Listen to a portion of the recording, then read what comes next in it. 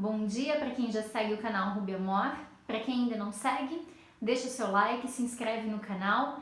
Temos vídeos com frequência para tratar de assuntos diversos e bem importantes.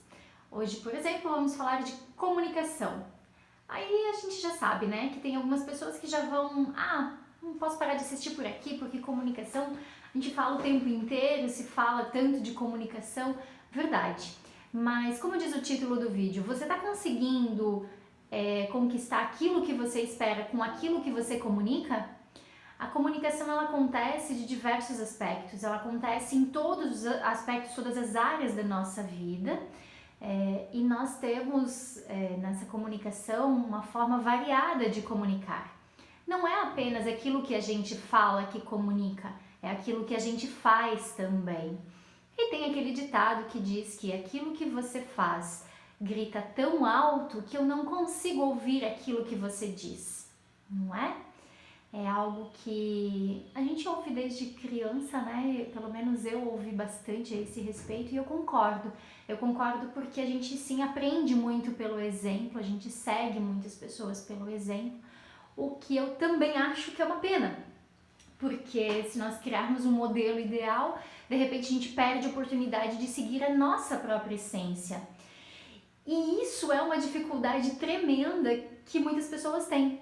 Então eu tenho algumas coaches que elas falam pra mim qual é o desejo, qual é o anseio, o que elas esperam.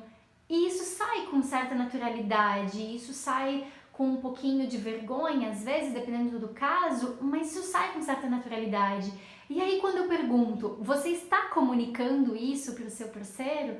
A resposta é, não, sim, eu disse, mas não desse jeito.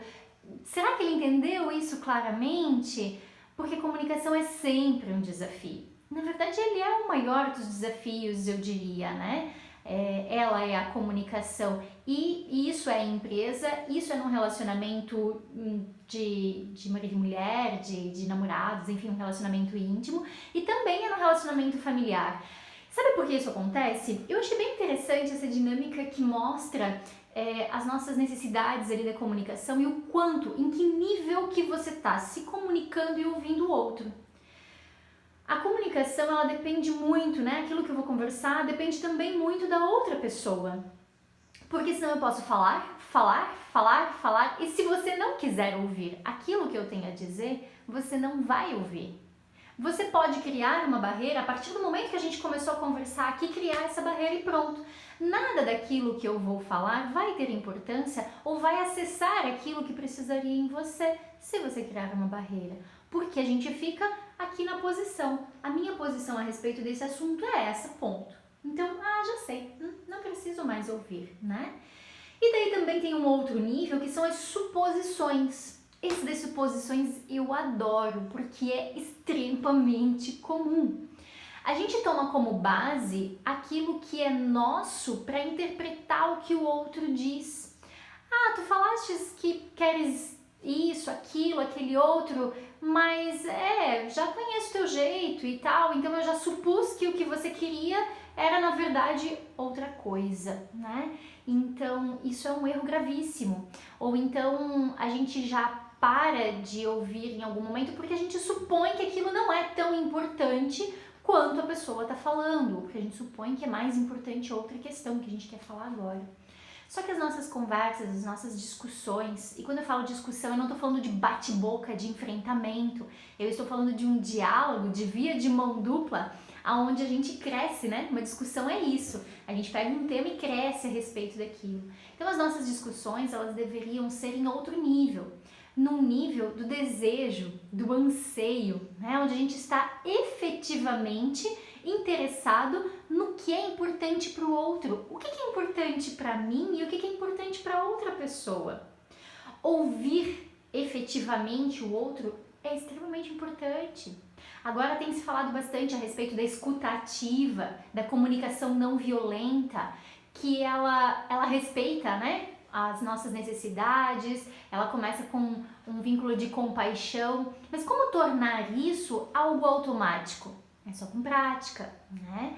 A gente acaba desde criança criando vários artifícios para comunicar aquilo que a gente quer, para garantir que a gente vai conseguir aquilo, né? Então, quando a gente tem algumas limitações assim do tipo, mas a gente é criticado por algumas coisas.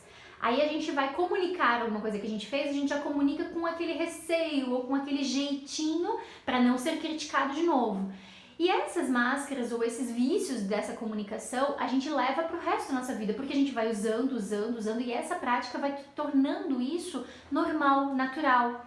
Então tem algumas pessoas que elas não conseguem dizer de verdade aquilo que elas querem, porque elas estão acostumadas a usar essas estratégias desde criança.